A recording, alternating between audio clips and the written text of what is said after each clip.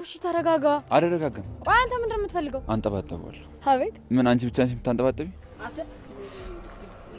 ዳይመንድ ነው ነካ አለቀውም እያለ አት በእናትህ ምንድነው? እኔ ለራሴ ተሰባብሬያለሁ። ምንድነው የምታዞረኝ? ቤዛቱን ነገር ጠይቀው። እሱን አልጠየኩሽ። ሲጀመር ያላቅመ እንጣጣጣጣ ትበልሽ። አወዳደቅ መጥፎ ነው የሚሆነው። አሁን ደግሞ ሌቭላችን በጣም ተለያይቷል። ኦኬ አንቺ እንዴት አባሽ ነው የምታወሪው? ማን ስለሆንሽ ነው? ከሆነ ከነሱ ጋር ተጠቅልለሽ ገደል መግባት ትቻለሽ። እሺ ገደል መግባት እንዴት እንደሆነ እኔ በደንብ አድርጌ ያሳይሻለሁ። እሺ ያማፈረ ለገገኝ ዳይመንድ ምን እያደረክ ነው? እያሳመምከኝ እኮ ነው። እንደዚህ እጅሽን ቀንጠሽልሽ ማለት ነው ኪስሽ ውስጥ ነው የምከተልሽ። ከዚህ በኋላ ዳይመንድ እንዴት ስራ አግኝቼ አንገቴን ደፍቼ እየሰራው እየመጣ እንደዚህ ታደርጋለህ? አሁን አንቺ ማን ይሙት የሆስፒታሉ ደሞዝ ጠቅሞሽ ነው ወይስ ምን ፈልገሽ ነው እዛ የገባሽ? አዎ ከዚህ በኋላ የማንንም ሰው ገንዘብ አልፈልግም። አብርሻት እንድትሆኝ ብዬ ነው። እና ደግሞ ተረጋጋች፣ አትጨናነቂ። እሺ አልጨናነቅም። ቢያንስ አይኗ አለ። ቆይ አብራት ማን አለ? እናቷ አለች። እናቷ ማለት ባቡሬ ጓደኛዋ ማለት ማዘሯ ናት እንዴ? ቆይ ምን ተፈጥሮ ነው? አደይ ጓደኛዋ ስለሷ ማወቅ አለበት። ስለሷ ያስባል፣ ይጨነቃል። ደግሞ ቢያውቅ ይረዳታል፣ ይንከባከባታል ብዬ የማስበው እሱ ነው። እኔም አስቤ ነበር እኮ ግን ደግሞ ለሊ እሷም አንቺ ባታውቂ ምኞታ ነበር። ግን ደግሞ አሁን ሁኔታዎች በጣም አስቸጋሪ እየሆኑ ነው። የሆነ ነገር ማድረግ አለብን። እንዴት ማለት? ለሊ ደህና አትሆንም እያልክ ነው? እንደዛ አላልኩም። ግን ደግሞ አንቺ አስቢበትና ባቡሬን አናግር። አይ ዶክተር ካወቀሽ በኋላ በጣም ተስፋ ቆርጣለች። እኔና አንቺ ምንም ልናደርግላት አንችልም። ግዴታ ባቡሬ ያስፈልጋል። እሺ ይሁን። ግን እዚህ ድረስ መጥተህ ስላያት በጣም አመሰግናለሁ። አደይ ምን ነው ዶክተር? አዲስ ነገር ካለ እሺ ዶክተር በጣም አመሰግናለሁ። ሰላም ጤና ይስጥልኝ ክብራንና ክብራን ቻናሌ ቤተሰቦች ቻናሌ ላይክ ሰብስክራይብ እንዲሸር በማድረግ አበረታቱኝ እያልኩኝ ሰራተኛው አደይ ክፍል 170 ደርሷል። ታዲያ ሊሊ ድንገት ስልክ እያየች ሶፋው ላይ ጋደም እንዳለች ራሷን አዙሯት ከመሬት ላይ ወድቃለች። ማንም ሰው አልነበረም። አደይም ታጠገቡ አልነበረችም። ባቡሬም ስልኳንም ለማንሳት ብትጣጣር ልታነሳው አልቻለችም። ራሷን ስታ ከመሬት ወድቃለች። እኔ ደግሞ ካጠገቡ አልነበረችም። የሊሊም መበሳጨት አይታ ወደ ዶክተሩ ጋር ምን ብልሃታል ነው በማለት በቁጣ ሄዳ ልትጠይቀው ነበረ። ታዲያ ዶክተሩም አረጋግቷት እሱ ምንም ነገር እንዳላላት በሽቷም የታወቀ እንደሆነ ቀስ በቀስ እየታከመች ስትሄድ እንደምትድን ተስፋ ይሰጣታል። እሷም ታዲያ ማን ነው የተናገራት የዚህን ያክል ያስከፋብኝ በማለት ለእኔ የምታስበውና የምትጨነቀው ለምንድን ነው በማለት ነበር እራሷን እየጠየቀች ያለችው። ታዲያ ሊሊም ቀደም ብላ ዴቭን ተወት አድርገሽዋል፣ ለራስሽም አስቢ፣ ለእኔ ብቻ ነው አንቺ እየተጨነቅሽ ያለሽው፣ እኔ ደህና ነኝ፣ ግን ደግሞ ለዴቭ ጊዜ መስጠት አለብሽ ብላ ስለተናገረቻት በዛ የተነሳ ነበር ወደ ዶክተሩም ስትሮጥ ሄደችው። ቤዛ ተንኮለኛዋ ታዲያ እሷ ስትገባ አይታት ነበረ። ወዲያውን እሷ እንደወጣች አሁን ስለመጣችሁ ብላ ዶክተሩንም ጠይቀዋለች። እሷ ሳትሆን በሽተኛዋ ጓደኛዋ ናት በማለትም ነግሯታል። የቤዛት ወንድም ደግሞ ዳንኤል ዳይመንድን አይሰሩ ስራ ቅጥቅጥ አድርጎ ደብድቦታል። ቤዛን ይዞ ሊመታት ሲል ደግሞ ሰላምዬን ሊያትና ልምጣ በማለት ወደ ቤት አመርታ ነበረ። ታዲያ ሊሊም ወድቃ ስታገኛት መሬት ላይ ዘርግታ ማንም ሰው ካጠገቧ አልነበረም። የባቡሬ እናትም ደንግጣ ምን ሆናብኝ ነው ልጄ በማለት ምን ሆነሽብኝ ነው ልጄ በማለትም ለማንሳትም ብትሞክር ራሷን ስታ ስለነበረ በጩኸት እረ ድረሱልኝ እያለች ስልክ ለመደወልም ወደ ዶክተሩም ጋር ትደውላለች። ታዲያ ዶክተሩም በፍጥነት መጥቶላታል። በሽታው ታዲያ አንዳንድ ጊዜ የእንደዚህ አይነት ጸባይ እንዳለው ይነግራታል። መድኃኒትም ሰጥቷት ትንሽ ቀና ብላለች። ሊሊ እውነቱን ንገረኝ ልሞት ነው ወይ በማለት ዶክተሩንም ትጠይቀዋል።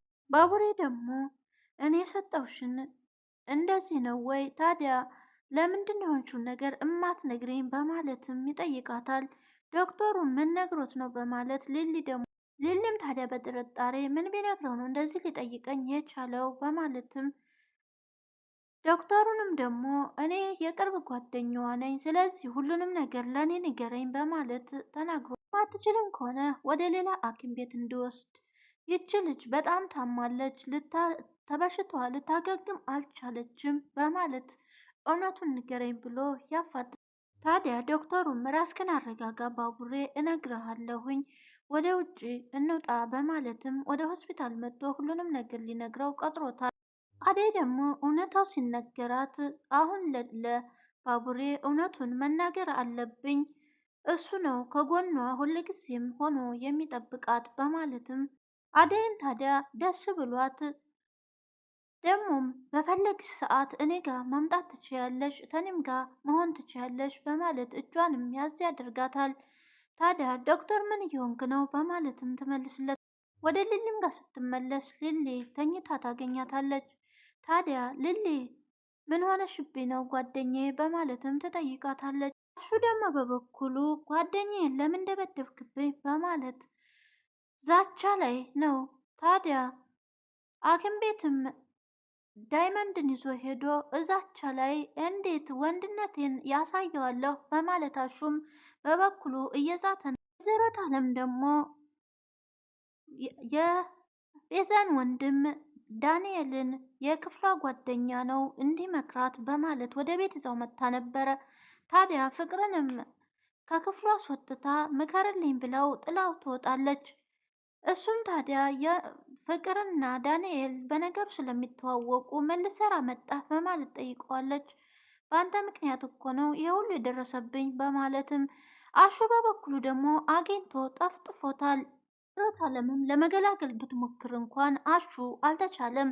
በንዴት ቅጥቅጥ አድርጎታል። ታዲያ ና እፈልግሃለሁ፣ እውነቱንም እንድትነግረኝ እፈልጋለሁ በማለት ለማገላገል በቁጣ ትሞክራል። ዳንኤልም ታዲያ እንደዚህ እንዳደረግከኝ ቆይማ አለቅህም በማለት ዛች ዝቶበታል ባሹ ላይ። ዴቭም እንዴት ዝም ብለህ ሰውን ትደበድባለህ? ቢሞትብስህ ተጠያቂ እኮ ነህ በማለት ነግሮ ጠይቆት ነበረ። ወንድሜን እኮ ቅጥቅጥ አድርጎ ገሎት ጥሎት ነበረ። ስለዚህ እዚህ ሳየው ደግሞ ደም የፈላ አታሎ የተከበረ ቤት ስላገኘው ወደ ውጭ አውጥቶ ያይሰሩ ስራ ጠፍጥፎ ደብድቦ ልኮት። ታዲያ እውነታውንም ችግሩን ምን እንደሆነ እንዲያስረዱት ወይዘሮ አለምም ወደ ቤት ይዘው ገብታለች። ታዲያ ወይዘሮ አለምም ፍቅር ትምህርት ቤት ሰው እያስቸገረኝ ነው በማለት ትምህርት ቤት ቆይታ ትመጣለች። ምንድነው ችግሩ? የምታውቀው ነገር ካለ ንገረኝ በማለት ወደ ቤት ይዛው ገብታ ነበር። ሁኔታውንም ደግሞ አጣርተህ ንገረኝ ምከርልኝም በማለት ሳሎን ታስቀምጠዋለች። ፍቅርንም ጠርታ ከዳኒ ጋራ ሰላምታ ከተለዋወጡ በኋላ ፍቅር ደግሞ ምን ልሰራ መጣህ በማለት ጠይቀዋለች።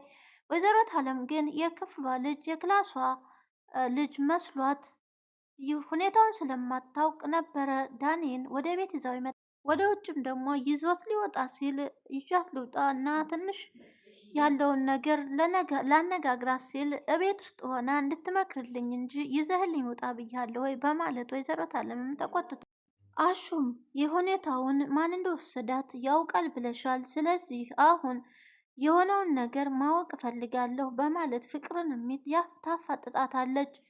ታዲያ አሹ የታለህ ና በማለት አሹን ስትጠራው አሹ እንደሌለ ዳንኤል ይናገራል። እንዴት እንደሌለ አወቅም ስትለው ወይዘሮ አለም ውጭ ላይ እንዳየው ወዲያው ግን አሹ ጠበቃው እትዬ ጠሩኝ ወይ ብሎ ካች ይላል። ዳንኤልም በጣም ደንግጦ ፊቱን ታዲያ ከክፍል ያለ ልጅም እንደሚያስቸግራት ፍቅርን ለወይዘሮ አለም እየተናገረ ነበር ዋሽቶ። አሹ ሲመጣበት ግን ደንግጦ ፊቱን ያዞራል። ዴቭም ታዲያ ይሄ ሁሉ በፍቅር የተነሳ ነው፣ ፍቅር ከስህተቷና ከጥፋቷ መቼ ነው የምትመለሰው በማለት ይናደዳል። ወይዘሮ አለም ታዲያ እውነታውን ንገሩኝ ሲሉ አሹም ደሙ ፈልቶ ነበር። የዛን ጊዜ ነበረ ዳንኤልን ይዞ ወደ ውጭ ያወጥቶ የቀጠቀጠው። አሁሬ ደግሞ ሊሊን ህመምሽ ምንድን ነው? ለምንድን ነው የማትነግሪኝ? እኔ የሰጠውሽን ቦታ አታውቂም ወይ በማለት ትረጅኝም ወይ በማለት ነበር በቁጣ መልክ የተናገራት።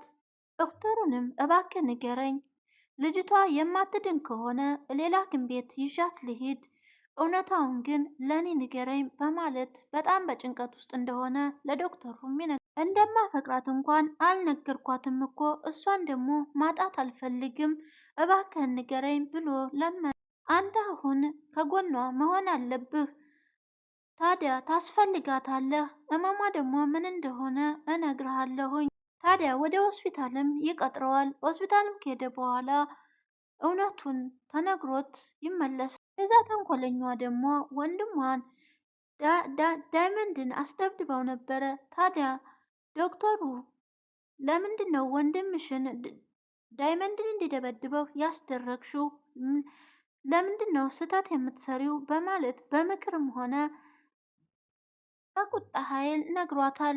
ዶክተሩም ታዲያ አመልሽን አስተካክለሽ ነው ይህን ስራ መቀጠል ያለብሽ፣ በማጭበርበርና ተንኮል በመስራት እንደማትቀጥይ እውነቱን ነግርሻለሁ ብሎ ዶክተሩም ነግሯ። እሷ ግን እውነትም አይደለም ውሸትም እያለች ትቀበጣጥር ጀምራ ነበረ።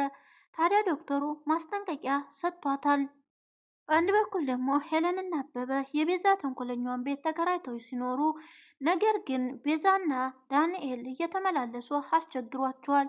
አበበ በጣም ከፍቶት ለምንድን ነው ዳንኤል እዚህ ቤት እኔ በሌለሁበትስ የሚመጣው? ሁለተኛ ነገር ደግሞ ቤታቸውን ካከራዩ ምንድን ነው የሚያመላልሳቸው? በማለት ቤቱንም ጥለን እንውጣና ገንዘባችን ይመልሱልን፣ ሌላ ቤት እንከራያለን ብሎ ይነግራል። ሄለን ደግሞ በጣም ቅር ይላታል።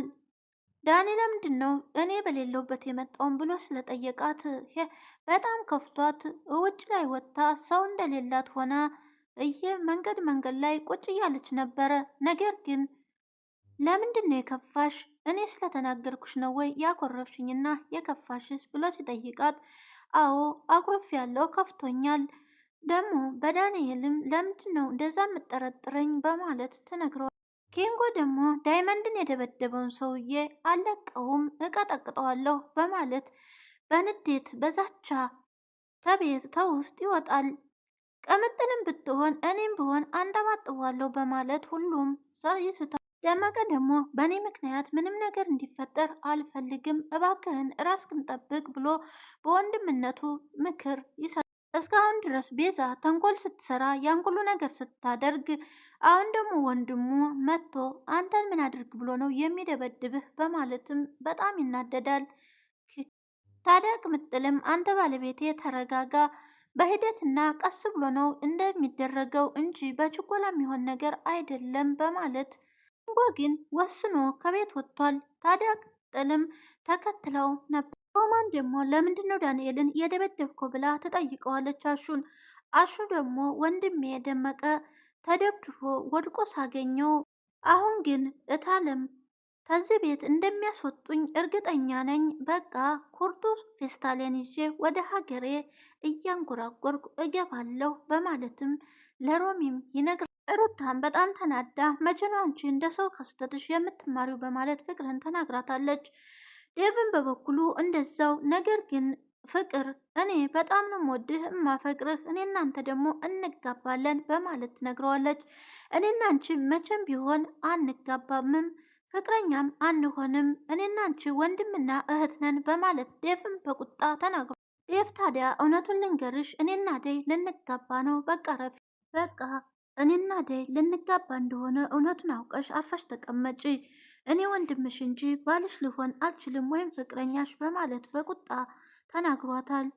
ወይዘሮ ታለም ደግሞ ልጄ በማን እንደወጣች ባላውቅም አቃጥላ ልትገለኝ ነው፣ እኔ አልቻልኳትም፣ ነገር ግን ውሸትና ተንኮሏን መቼ እንደምታቆም አላቅም በማለት በንዴት ውስጥ ነው ያለችው። ባርኮቴ በጣም ቅኑና ጥሩ ልጅ ነው፣ መልካም ልጅ ነው፣ ይቺ ግን በማን እንደወጣች አላውቅም በማለት በጣም በንዴት ይናገራል። ደግሞ አሹን እኔ ሳናግርህና ለምንድን ነው የምታኮርፈኝና ቀና የማትመልስልኝ በማለት ትጠይቀዋለች። አሹ ደግሞ አንቺ መቼ ይገባሽና ብዙ ልብሽ የኔ ልብ ተማሚው ብነግርሽም አይገባሽም። እውነቱን ታዲያ ፍርጥ አድርጎ ነግሯታል። በቃ አሁኑኑ እወቂው፣ እኔ እወድሻለሁ አፈቅርሻለሁ ስልሽ አንቺ በልቤ የተጫወች ነው፣ እውነታው እኔ አፈቅርሻለሁ በማለት ለሮሚ እውነቱን ተናግሮ፣ ሮሚ ግን በጣም ትደነግጣለች። አሹ እውነታውን ፍርጥ አድርጎ ነግሯታል። ተንኮለኛዋ ደግሞ ከወንድሟ ጋር ፍቅር ጋር ለመስራት ተስማምተዋል። ታዲያ ወደ ሆስፒታልም ቀኑ ያለፈበትን መድኃኒት በደህና መድኃኒት ለማስገባትና ለመቀየር ተነጋግረዋል። ማንኛውም ተንኮል ቤዛና ዳንኤል ሁለቱም አንድ ተንኮል ለመስራት ወይ በሊሊ ላይ መድኃኒቱን ሊቀይሩባት ይችላሉ። ነገር ግን ሁለቱም ተስማምተዋል። እኔም ከጎንሽ ነኝ በምትይ ነገር እስማማለሁ በማለት ወንድሟም ተንኮለኛ ስለሆነ እሺ ብሏታል። ታዲያ አደይም ሆስፒታል በመምጣቷ ሁሉን ነገር ስላየች የሊሊን በሽታ ምን እንደሆነ ለማጣራትም እየሞከረች ነው። ነገር ግን እስካሁን ድረስ ቤዛ የሊሊን በሽታ አላወቀችውም። ቀጣይ ምን ይፈጠር ይሆን? አብረን እናየዋለን። ቪዲዮንም ስለምታዩልኝ ከልብ አመሰግናለሁ። በያላችሁበት ሰላም ቆዩልኝ። መልካም ቆይታ እያልኩኝ በዚሁ ሰናበታችኋለሁ። እወዳችኋለሁ። በያላችሁበት ሰላም ሁኑልኝ።